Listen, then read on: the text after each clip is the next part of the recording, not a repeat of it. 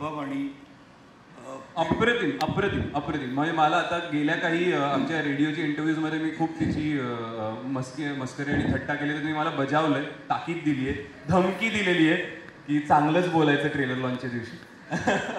नाही पण खरंच खूप अप्रतिम. मला खूप कौतुक वाटतं प्राजक्ताचं.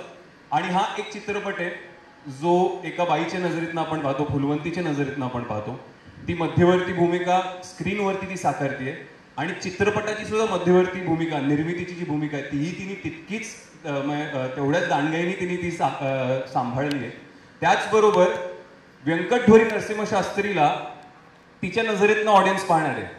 त्यामुळे दिग्दर्शक म्हणून ह्या चित्रपटाला एक दिग्दर्शिकाच असायला हवी होती. ते एका बाईच्या नजरेतनंच व्यंकटधोरी नरसिंहशास्त्री सुद्धा दिसायला हवेत. त्यामुळे या दोन्ही महिला सेटवर असल्यामुळे ना मला खूप सेफ फील होतं की ओके ह्या दोघी आहेत म्हणजे मी छान दिसणार आहे, यात काही वाद नाही. निर्माती आहे आणि दिग्दर्शिका आहे, निर्माता आणि दिग्दर्शक नाहीये. सो मी आवडून जाणार आहे नक्कीच. आणि ही निर्माती हे मला आम्ही पहिलं जे रीडिंग केलं तरडेंच्या ऑफिसवरती, तेव्हा मला तरडेंचे फोन आले, स्नेहल आणि प्रवीण बोलले की आपण असं असं करतोय. मी फोनवर म्हणलो कथा ऐकायला येतो मी, पण माझ्याकडनं होतच आहे, आपण करणारच, वादच नाही. आणि प्राजक्ता करते फुलवंती, म्हणलं अप्रतिम, मला प्राजक्ता फुलवंती करणार आहे एवढंच माहित होतं. आम्ही सगळी कथा वगैरे ऐकली आणि छान वाटली एकदम, म्हणजे की not a single false note, अप्रतिम लिहिलेलं होतं सगळं. आणि त्यानंतर मग प्राजक्ताशी पण हाय हॅलो अच्छा छान ही फुलवंती करणार वगैरे वगैरे. आणि मग प्राजक्ता अचानक सगळ्यांना बोलली की चला आता सगळे या जेवायला, आळूची भाजी आहे वगैरे. आणि म्हणलं ही का सगळ्यांना आळूची भाजी आहे आणि जेवायला चला म्हणते, ही तर ऍक्ट्रेस आहे ना, हिचं काय.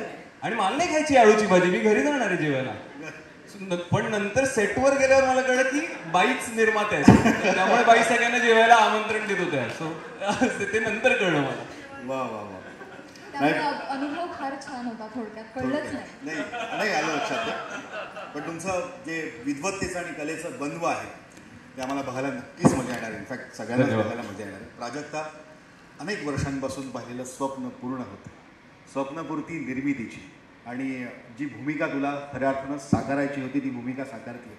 साहजिकच आज काही विचारण्यासाठी ठरलेले प्रश्न तर नेहमीच असतात, पण काय बोलावंसं वाटतंय, काय व्यक्त व्हावंसं वाटतंय, काय सांग? सर्वप्रथम पद्मविभूषण बाबासाहेब पुरंदरे यांचं स्मरण करून तुम्हा सगळ्यांचं मी पुन्हा एकदा कार्यक्रमात विनम्रतेनं स्वागत करते. आणि सगळ्या कलाकारांचे, इथे जमलेल्या सगळ्या मंडळींचे आणि मीडिया हाऊसेसचे सगळ्यांचे खूप खूप धन्यवाद सगळ्यांना. तुम्ही आत्ताच या स्टेजला फुलवंतीला सर्वदूर पोचवलेलं आहे आणि या पुढल्या आठवड्यातसुद्धा पूर्ण ताकदीनं पोचवणार आहात याची आम्हाला खात्री आहे. ज्या संख्येनं तुम्ही उपस्थित आहात आणि ज्या संख्येनं आम्हाला सगळे टॅग्स येतात आणि बातम्या वाचायला मिळत आहेत. आणि अर्थात 11 तारखेनंतर सगळे रसिक प्रेक्षक, मायबाप रसिक प्रेक्षक आणि सगळे मराठी माणसं याला उत्तम प्रतिसाद देतील अशी आशा बाळगून आम्ही आहोत. बाबासाहेब पुरंदरेंची ही कथा आहे, कादंबरी आहे. जेव्हा ठरलं की काहीतरी चांगलं करायचं आहे, चांगला चित्रपट, तेव्हा मनात हे खूप ठामपणे माहिती होतं की मराठी प्रेक्षक हा अतिशय चोखंदळ आहे, हुशार आहे आणि आशयघन चित्रपट त्याला आवडतात. काही आपल्याला चला मजा मस्ती लाला लाला असं चालणार नाही. त्यामुळे सगळ्यात महत्त्वाची होती कथा. तुमच्या कथेचा म्हणजे तुमचा सांधा जे काही तुम्ही नंतर सगळं त्याचं रंगरंगोटी आणि अलंकरण कराल, पण आत्माच जर चांगला नसेल तर कितीही त्याला रंगवा, त्याचा काही उपयोग होत नाही.